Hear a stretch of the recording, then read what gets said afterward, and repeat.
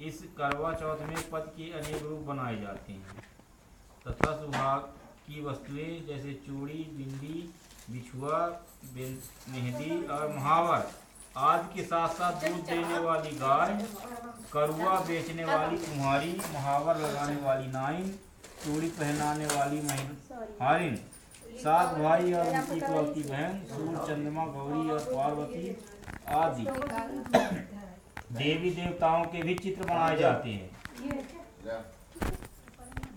सुहागिन स्त्रियों को इस दिन निर्जल व्रत रखना चाहिए।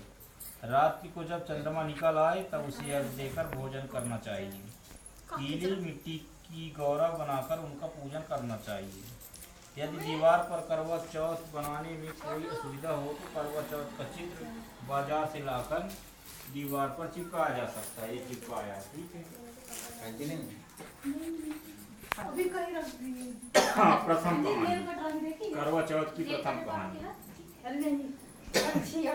मंदाता कहने लगे कि जिस समय अर्जुन नीलगिरी पर तप के लिए चले गए तो उनके पीछे द्रौपदी खिन्न होकर चिंता करने लगी कि अर्जुन ने बड़ा कठिन कर्म प्रारंभ कर दिया है, किंतु विघ्न डालने वाले शत्रु अनेक हैं।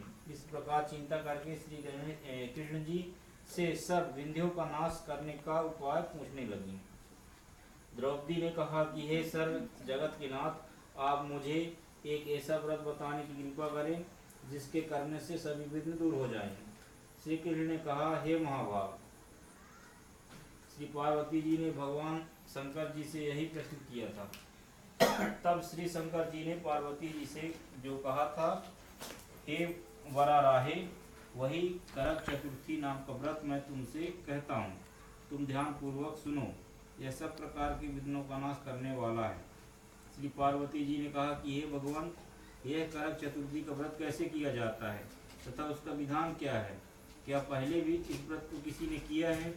शंकर जी बोले, हे पार्वती, अनेक प्रकार के रत्नों से शोभायमान, चांदी और सोने के भवनों से भरे, विद्वान पुरुषों से सुशोभित, लोगों को वश में करने वाली दिव्य स्त्रियों से शोभायमान, जहाँ पर सदैव ही वेद ध्वनि होती है, ऐसे स्वर्ग से भी मनोहर परम रमणीक शुक्र प्रस्थपुर में एक वेद शर्मा नामक ज्ञानी ब्राह्मण रहता था। उसकी पत्नी का नाम लीलावती था। उसको महापराक्रमी 7 पुत्र और संपूर्ण लक्षणों से युक्त वीरवती नाम की एक कन्या उत्पन्न हुई। उसकी आंखें नीलकमल के हाथ जोड़े रही थी। आंखें नीलकमल के समान और मुख चंद्रमा के समान था। उसके विवाह के योग्य समय आ जाने पर वेद शर्मा ने एक वेदशास्त्र से ज्ञाता विद्वान ब्राह्मण के याद उसका विवाह कर दिया। इसके पश्चात वीरवती ने अपने भाइयों की पत्नियों, भौजाइयों समेत गौरा का व्रत किया। फिर कार्तिक कृष्ण चतुर्थी के दिन व्रतोपवास कर सायंकाल में स्नान कर सभी ने भक्ति भाव से वटवृक्ष का चित्र बनाकर उसके नीचे शंकर जी, गणेश जी और स्वामी कार्तिकेय के साथ